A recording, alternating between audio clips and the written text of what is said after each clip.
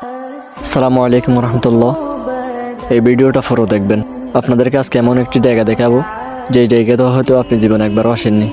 সেটা হচ্ছে কুতুবদিয়া মালিক শাহ বাজারের মাজার।